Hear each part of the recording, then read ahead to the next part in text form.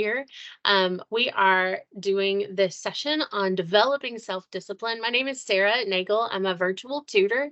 I work with the ILC at Wake Tech, and we're talking about self-discipline.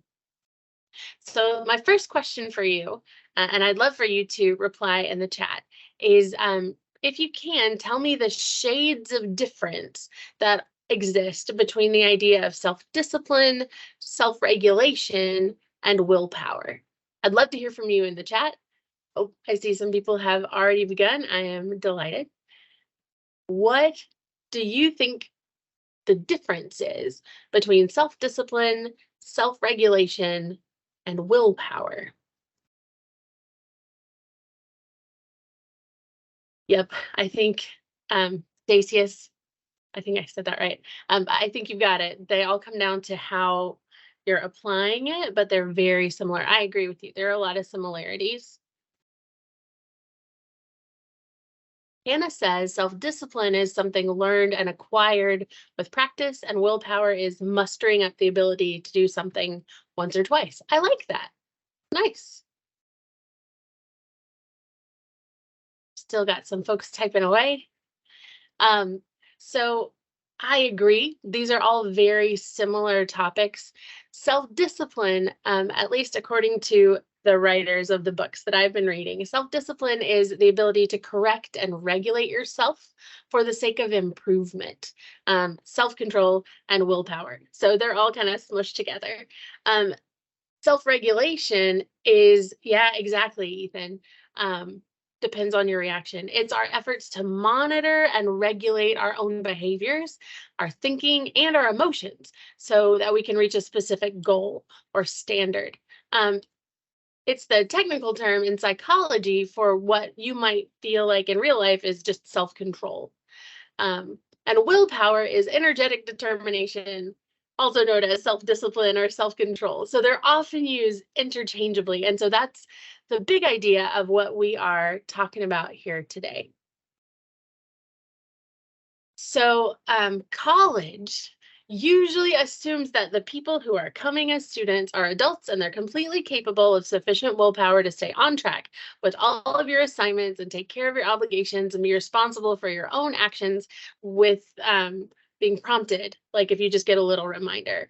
But students entering college don't always have that skill.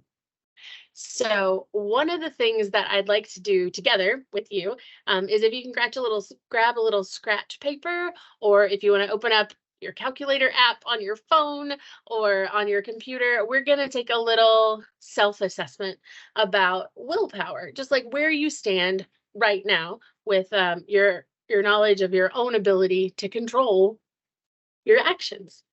And there's no shame in this. Don't worry if you're not scoring as high as you might want to. This is all about where you are right now. So just as a reminder, we're going to do these 10 questions, and you're going to rate yourself 5, meaning almost always, 3 is sometimes, and 1 is almost never. And this is going to assess your assumptions and feelings about your ability to take charge of your life. So you're going to rate each of the statements honestly by choosing the appropriate number. It's going to help you identify areas of concern that you may have with willpower, self-regulation, and self-control. So the first thing you want to ask yourself, how true is this statement about me? I am a strong-willed person. 5 means absolutely, 100%. 3 means, well, sometimes. And 5 is like never, not me. So that was our first statement. You're going to write down your number 1, 2, 3, 4, or 5. Cool. The second statement, same slide, is I can accomplish almost any task I undertake when I set my mind to it. Again, 5 is almost always. And 1 is almost never. Harper asked, how would you define a strong-willed person? I think that strong-willed people tend to fight for their way a lot, and they work hard to try to move groups in the right direction. you definitely have an idea. You have a judgment and an opinion on most situations. I hope that helps. Okay, Ethan, awesome. I'm glad you got a number. Make sure you write it down. If we all throw numbers in the chat, I think that might be a little overwhelming. So you got to have your number off to the side. So guys, these are the first two questions. First, I'm a strong-willed person. You want to rate yourself 1 through 5. And second, I can accomplish almost any task I undertake when I set my mind to it. So 1 is almost never, and 5 is almost always. And those are our first two statements. Next one. I am self-disciplined when it comes to attending class, meaning I do it. I go to class and it's not hard for me. That would be a 5. And 1 would be like, I just don't want to go. And so you don't. And 3 is sometimes. So this is your third question, your third number. I am self-disciplined when it comes to attending class. And then the fourth statement is I am self-disciplined, meaning I can control myself and make things happen when it comes to reading and studying outside of class. So again, 1 is never, 3 is sometimes, and 5 is always. So again, this assessment exists for us to just figure out, like, where am I now? What is the state of me? So we're 4 questions down, we have 6 left to go. Next one. I am able to delay fun until after I finish with my schoolwork. I am guilty of not being able to get through a whole assignment without playing on my phone, some sort of social media. So I would not be a 5 on this one. So this is statement number 5. We're halfway done. I'm able to delay fun until after I finish with my schoolwork. 5 is always, 1 is never, 3 is exactly in the middle. Next statement. I am honest about and accept responsibility for my thoughts and actions. And this is just a statement about you. Is that almost always true? Then that would be a 5. Is that sometimes? Then that would be a 3. And never would be a 1. Okay, cool. We're more than halfway done. The next statement is, I use positive self-talk to keep myself focused and motivated. 5 is almost always. 1 is almost never. And our 8th statement, I am aware of negative thoughts that interfere with my success and actively try to change them. Again, you're picking a number, 1 to 5. 1 is never, 3 is sometimes, 5 is always. Oh, guys, I hope your numbers are stacking up quite nicely.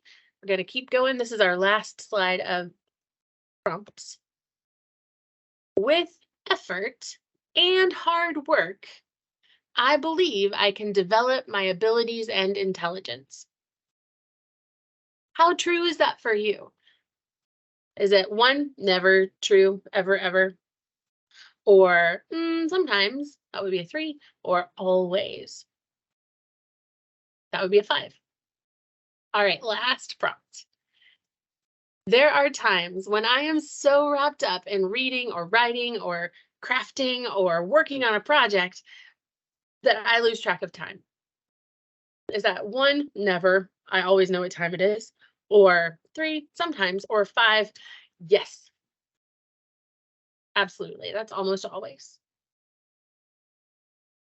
Okay, so we have spent some time talking about this self-assessment question.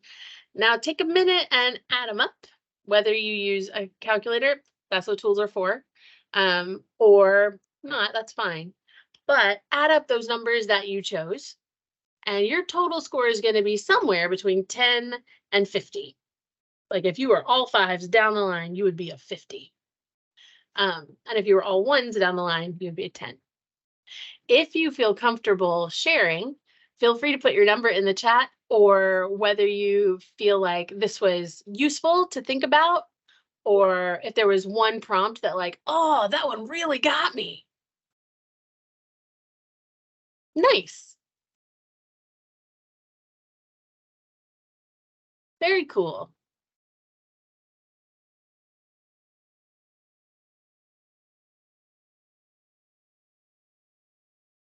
Very cool. All right. So the thing you got to know about this is mhm,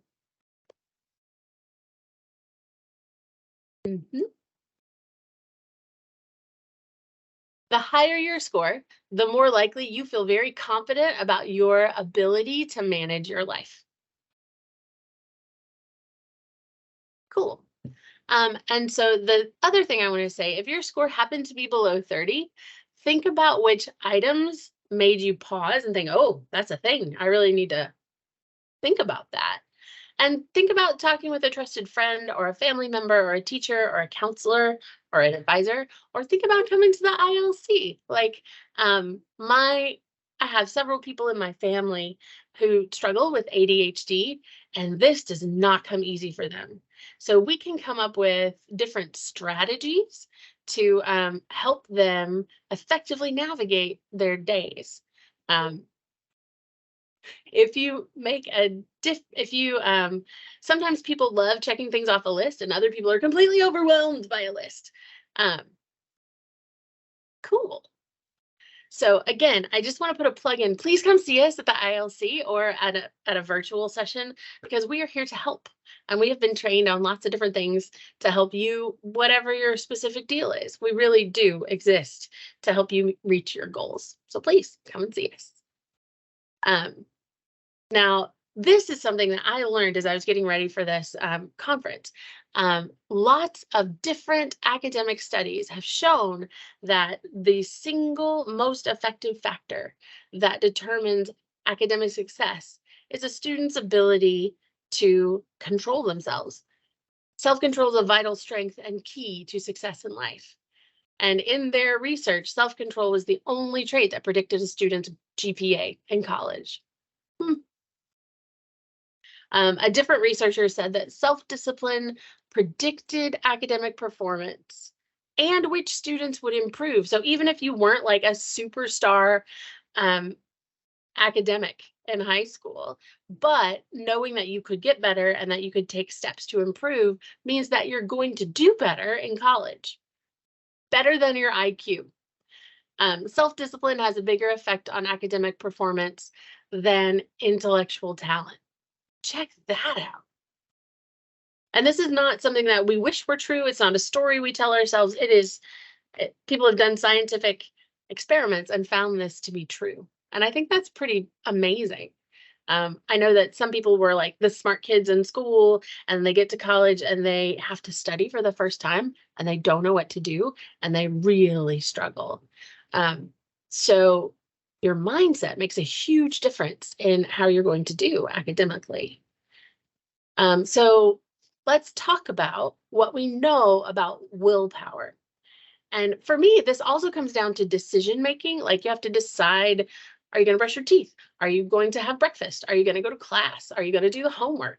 And by the end of the day, you might be a little tired of making decisions and like, I don't want to cook anymore. I'm just going to pick up fast food on the way home. I'm just tired, right? So just like physical energy is a resource, decision making and willpower are resources. They're limited resources. You only get a certain amount for the day. And once that's gone, you kind of don't get any more until the next day. So one good thing to think about is how and where you're going to expend your willpower when you're trying to schedule studying and other academic tasks. If you use up all your willpower just going to class, you're going to struggle when you're trying to do anything else later on in the day. The other thing you've got to know is that willpower and this decision-making energy might be different day to day. Like doing your best might look different Monday to Tuesday, and that's okay. You have to give yourself grace that you would give any one of your friends who's dealing with variable energy. The other thing I do want to tell you is that if someone is putting a lot of willpower to work and they're seeing results in one area, then it's going to start showing results in other areas of their life. For example, people who are working on improving their diet might get better sleep. Or people who are being really good, they're like, I'm putting my phone in the living room. I'm not going to read my phone in bed because I really need to get good sleep. They would also see increased willpower in getting exercise or even reducing smoking. Like, willpower is like a muscle. The more that you practice, the stronger it's going to get. I think that's really cool. And it's something that we might not know. And you might just think, well, this is what I have, and I'm never going to have any more. That's not true. If you take nothing else from this presentation, please know this. Willpower is like a muscle, and every little bit you exercise it makes it stronger. I'm going to pause here because I've been talking for a while. Do you have any questions or comments at this point? Feel free to share with your microphone or in the chat. I'd love to hear from you. I appreciate the feedback, Kaylin. No questions so far.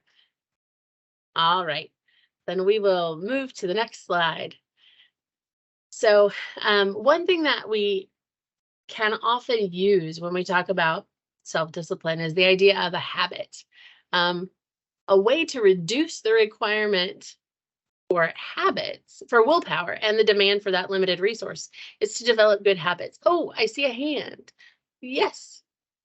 Harper, what would you like to say? Never mind. I having technical difficulties. I'm fine. Okay, cool. All right. So y'all, a way to reduce the requirement for willpower is to develop good habits. And a habit is something that you do so routinely that you don't even think about it anymore. Habits can be a mixed blessing. Often our actions are not necessarily the result of a conscious thought or reflection, but they're just made on autopilot.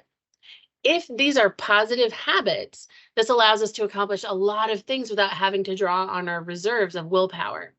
However, if they're negative habits, we can often short circuit our attempts without making conscious decisions. Keystone habits are key habits that when you improve and develop this one thing, they lead to a significant spillover into other areas of our lives. There's a quote here by Duckworth. They say, sometimes it looks like people with great self-control aren't working hard, but that's because they've made it automatic. Their willpower occurs without them having to think about it. So now the question to you in this chat is, what do you think those keystone habits are? What do you imagine are ways that you can bank willpower? Oh, please don't leave me hanging. I'm talking to myself. Yes. I like it, Harper. Good sleep makes everything better. Consistency, Samantha. Yep, absolutely. Exercise. Man, you guys are on it. I love it.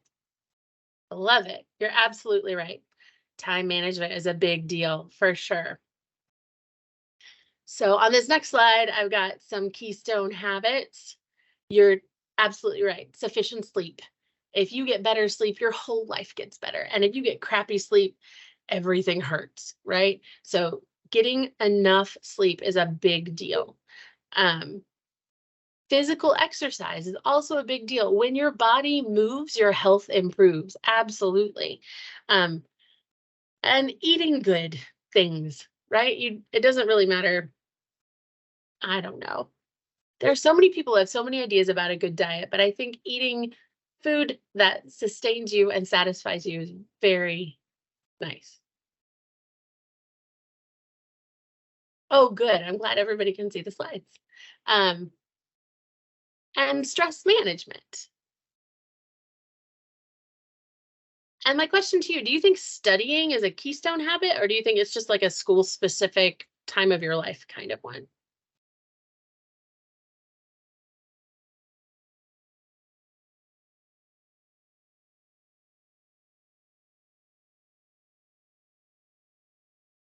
That makes sense. I can see it going either way, actually. So I agree. Studying could be one of those keystone habits that pays off, or it could be just something that's a time of your life. Oh, Bahar, I love that. I think you should study anything you're interested in or need for the rest of your life. Yeah, very cool. Covey said sharpening the saw was one of the habits. Yep, absolutely. Absolutely.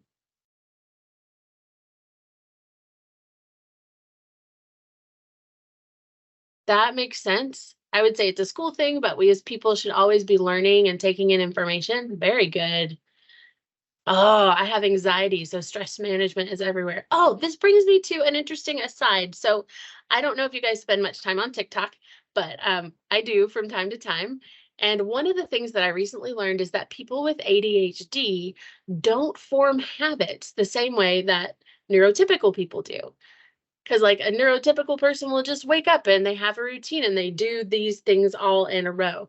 But people with ADHD have to decide every day, I'm going to get up, I'm going to brush my teeth, I'm going to take a shower. And every single item is a decision.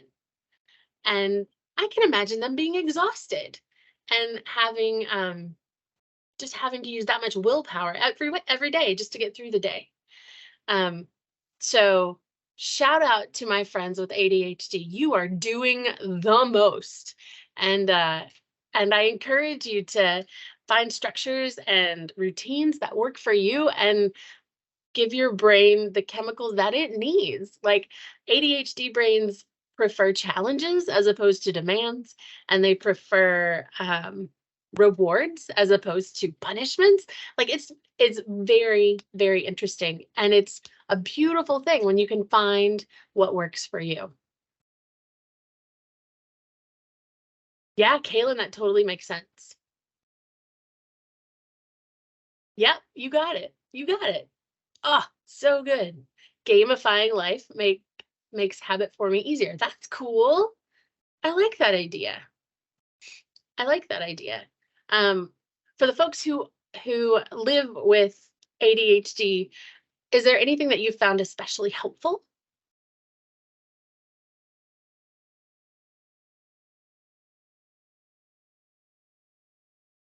Oh, Harper says, my least favorite word in the English language is just. Like, why can't you just? Interesting. This is so good. Timers are really helpful for some people, absolutely. Also, breaking big tasks down into small ones. Oh, you guys, I have to tell you, there's this amazing website called goblin.tools, and you can go there and put in any process that you need to do. Like, I need to clean my kitchen floors, and you can select how broken down you need the task to be, and it'll break it down into tiny things like gather your cleaning supplies, fill a bucket with water, then do this, then do this. It's a beautiful thing. And it's so helpful for those who struggle with executive dysfunction. Very cool. Very cool. Awesome. I'm so glad. All right, friends. So again, these keystone habits, even if you're a person who struggles with routine, and man, hats off to you. If you make investments in these areas, you will see rewards. That's what I want to say to you. Yep. Yep, Tony, absolutely. Staying in the routine, even though it's not much fun, can help keep us on the right track. You got it. You got it. Yes. And technology exists to help us get things on the right road and keep our brains engaged. Absolutely. All right. So the other thing I would like to talk to you about, these are the stages of self-regulation. So to help us develop good habits, we have to understand how we can improve our self-regulation. Even people who find things like making habits very easy can always improve. And these are the stages, especially when it comes to academics. So the first stage of self-regulation is just chaos. Like you are missing assignments, you're falling behind in your classes, like there is no organization and your backpack is just a collection of crumpled papers and empty folders, right? We have all been there, or we know folks who have. But once you make a decision, you're like, I'm going to get out of this chaos, you move to stage 2, which is stability. You set rules for yourself and you follow them pretty well, and you're establishing good habits. Once you make a decision and you come up with some systems that work for you, that's amazing. Level 3, once you've established that stability and you know the rules and you can live with inside the rules, you move forward by becoming more flexible. You get more experience, you experiment with exceptions to those rules, and you develop, instead of rules, you now have principles. So instead of saying, I'm going to study from 2 to 3, you can say, I'm going to study until I feel confident with this material, that kind of thing. And then like the highest level of self-regulation is mastery. So you've got principles and you've got actions that are often automatic or unconscious and are internalized habits. So I am not yet at a level 4, but I aspire to be. Absolutely. And the last thing I'll say is that be prepared for possible regressions. Like if you have a change in your sleep schedule, or a new member of your family, or you've moved to a new place, or you have a new job, or if there's any change, you can expect that everything's going to be a little bit harder for a little while you learn your new normals. Oh, Devette, you're absolutely right. Sometimes our feelings can interfere with discipline and habits. Yeah, emotional regulation is a huge deal. Absolutely. Absolutely. I know a lot of my friends now are parents, and they're finding emotional regulation is something that they really have to practice so they can show it to their kids and teach them how to be regulated. So yeah, absolutely. Absolutely. You're so right. Positive self-talk is next up, I think. So when we're talking about growing in academic willpower, there are a couple of things that we can know. We need to be aware of how our actions and our thoughts and our feelings impact our performance. And awareness is just like noticing is our first step. Harper, I love that. Good job.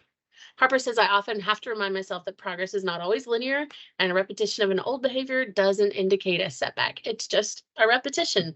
So we notice, we embrace it, and we let it go. Absolutely. So this is can either be a personal thing, or you can write it in the chat. It's up to you. But I'd like you to take a moment now and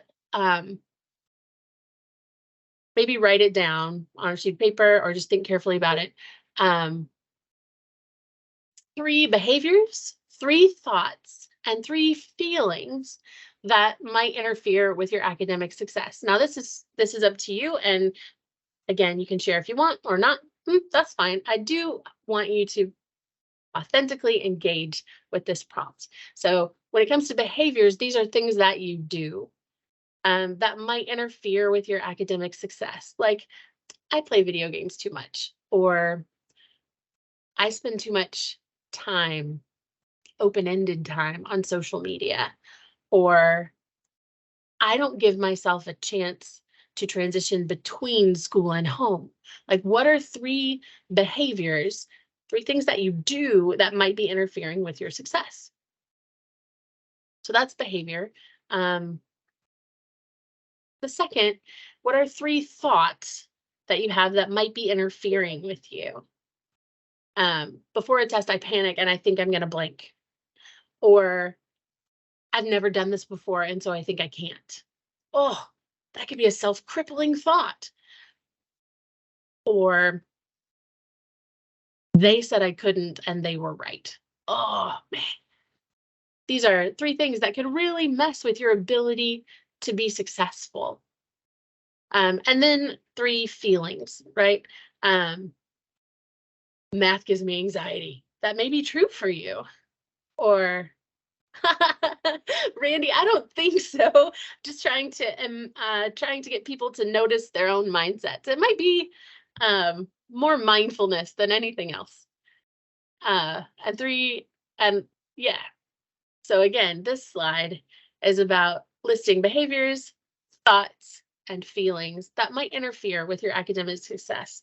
Because the first step of any process, any change, is to notice where you are and take stock, like what's going on right now. Okay, cool. Thank you so much of those for sharing. Oh man. So once you become aware of your own behaviors and thoughts and feelings, you can begin to change them. But if you don't know what they are, there's no way you can change. So when it comes to strengthening academic willpower, there are several things I'd like to hit on, and I'd love you to respond in the chat if you have any comments or questions, or even if you think, no, you've got that wrong, Sarah, that's fine. I want to hear from you. One of the big ideas is ownership, where you accept responsibility for the things that you do. One big issue that I've seen with new students, where they complain that they didn't teach me this in class, or when a student comes in with math, because that's usually what I'm working on is math, they say, I can't do it. But when I say, but okay, if we're going to balance this equation, what do you do with that 4? Well, you got to subtract it to both sides. Okay, but now what do we do? Then you divide by 3. So it's not that students don't know the steps, it's that they often have trouble starting. So the difference between I can't and I won't is large, and often students get them confused. So just saying, when most students say that they can't do something, it really means they're not willing to try, or you're not willing to get it wrong. But I have to tell you, if you've ever seen a baby learning how to walk, they fall down a lot. There are lots of ways to get it wrong, and you just get back up and you try again. You have to fail before you can succeed. You have to get it wrong before you can get it right.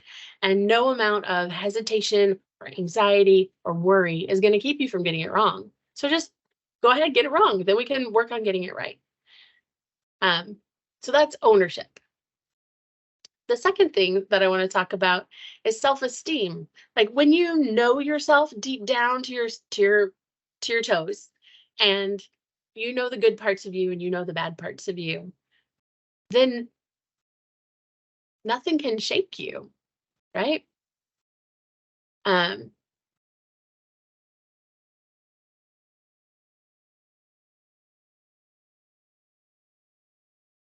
Executive dysfunction really messes this up. It feels like I'm being asked to put my hand on a hot stove. Oh, girl, I get that. I feel you. I think one of the things that I have found really helpful, instead of affirmations like I can do hard things, I've learned about something called affirmations. Like, what if I can do hard things? You don't have to say, yes, I can. You can say, but what if? Is it even possible? Can you agree with the possibility that I can do these things? So that can be helpful for those of us who struggle. Yeah, I get that. I get that. Intent means that getting started is often the hardest, most difficult part of studying. Habits help reduce that need for that deliberate decision. And sometimes you can do something called approach behaviors. So you don't have to completely finish the homework problem, but you do have to make the first step. You do encourage yourself, I'm going to start. Even if all you do is subtract the 4 from both sides, you started. Huh, that wasn't so bad. And the folks in my family, they do not struggle with doing tasks. They struggle with task initiation. And so often what helps here is a timer. Like, I am going to clean for 2 minutes. I can do anything for 2 minutes. I'm going to clean for 2 minutes. And once they've started, they can go until the project is done. So intention and initiation is very important. So you want to try to sort these actions into approach behaviors. Am I getting closer to my goal? And avoidance behaviors if they're leading you away from your goal. In terms of academics, avoidance behaviors might be, I didn't do the homework, so I'm not going to go to class. Or I failed that quiz, so I'm not going to go to the lecture. I'm just going to play video games all day. That is not leading you towards your goal. You got to, again, take a step back and take a look at the actions that you're taking. Yeah, all or nothing thinking can be really, really detrimental to a growth mindset. Absolutely. When it comes to self-talk, the things that are useful are thinking, I can do hard things, or what if I could do hard things, or what if math was not the most scary subject in the entire world? And having rational, realistic thoughts.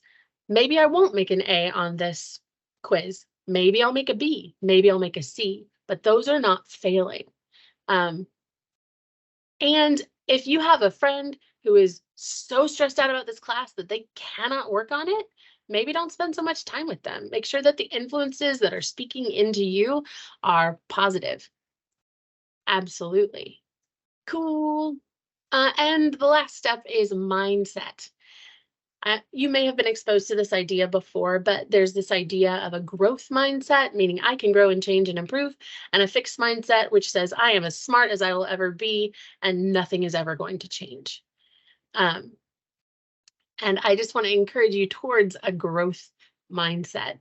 The idea is that with effort and time and practice, I am not already done. I can grow, I can change, I can learn new things. And that leads to a much happier life and a much more successful student. So again, this is a slide about mindsets. A fixed mindset says that you are born with skills. If you're a smart person, you are, and there's nothing you can do about it.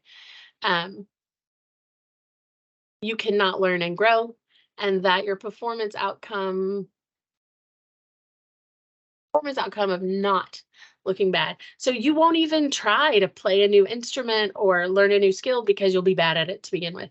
So these people with a fixed mindset have created for themselves a self-fulfilling prophecy. They're never going to get better because they don't think they can get better. And in a growth mindset, say, well, I'm not very good now, but I'm going to keep playing and I'm going to get better because you can build skills and you can grow. And yeah, so a fixed mindset is more about the product, the end, and a growth mindset is about the journey. So when it comes to having a growth mindset, there are four characteristics of growth. First, it's about effort, not necessarily about the outcomes to begin with. You are just trying it. You're giving it a shot. The second is that you learn through challenges. You must make mistakes in order to get better, and that you grow through feedback. Well, maybe you didn't play a perfect scale, but you got the first 4 notes good. So those are great. I think you need to focus on the rest of them. D is for diploma. Well, I don't know, but I have always heard C's get degrees. So I think there might be some truth there. The last thing, and this, again, if you've been tuning out, I need you to tune in, please. Now that you know all of these things, you know what willpower is. You know that improving willpower in one area leads to overall improvement. You know that positive habits reduce the demands on willpower. You know about keystone habits. You know about that self-regulation can be improved. Behaviors, thoughts, and feelings can interfere with success. And you can strengthen your academic willpower. What are you going to do differently? Now that you know, how is this semester going to change?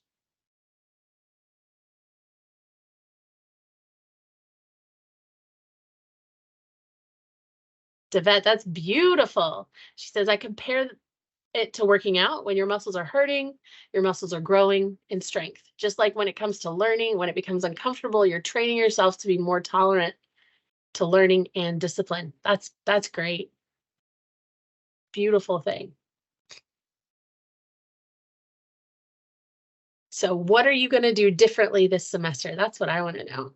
Now that you know all this stuff, now that you've been to this amazing training.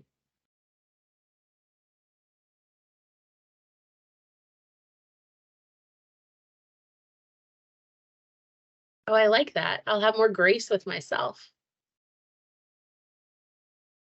Sitting with discomfort. This is big. This is great, you guys. I'm so proud of you. That's excellent.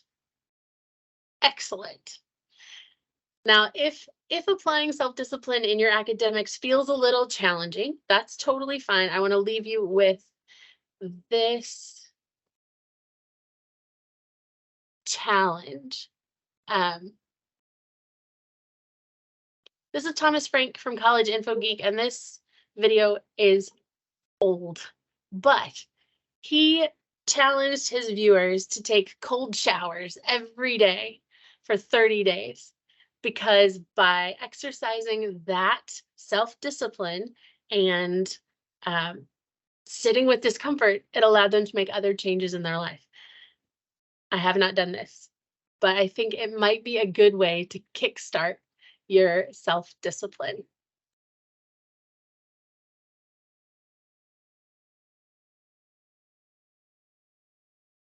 I love it.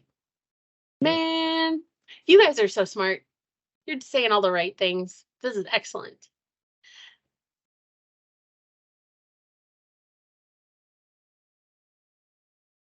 I tried the cold shower exercise with the heat this summer. It was easier than you thought. That's amazing. So good. So good. Oh, Ethan, as a teacher, I want to say if you're confused, there are at least 3 other people in the class who are confused, and they will be so glad that somebody asked the question. And I want to encourage you to embrace the discomfort and ask for help. Also, the other thing I need to tell you guys about is the ILC. It's the Individual Learning Center.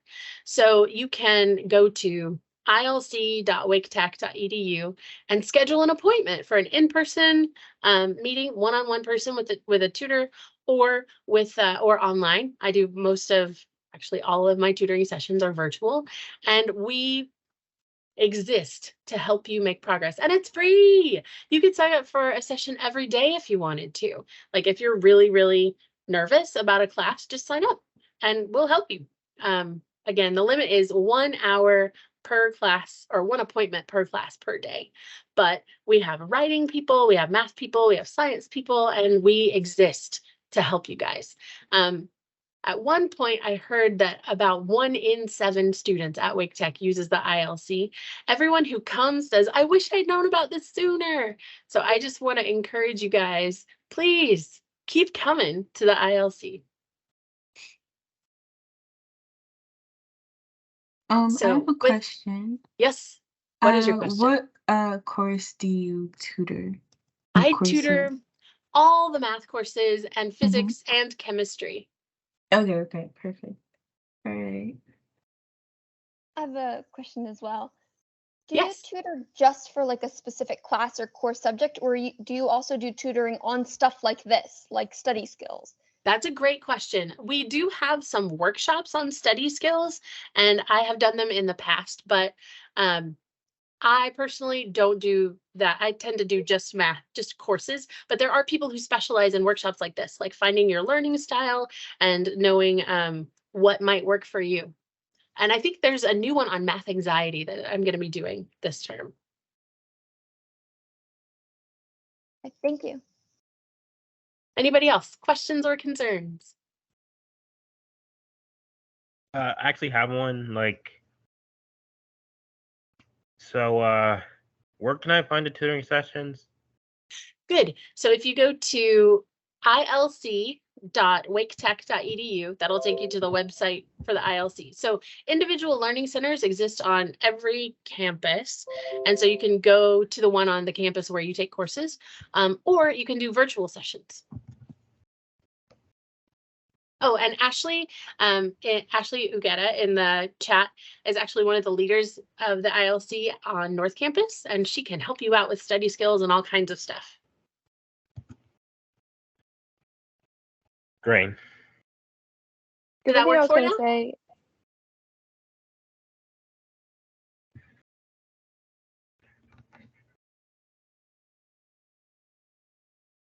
Ashley, you're so on it. I love it. The other thing I was going to say is if you're interested in study skills, those kinds of things, it's going to be through the writing ILC typically, not the Yes. math. Just so that way it's easier for the students to find. Oh yeah, whoever wrote the stuff in the chat, thanks. Perfect. All right, guys. Any other questions? All right. In that case, I'm going to stop recording and you are free to go, maybe take a walk.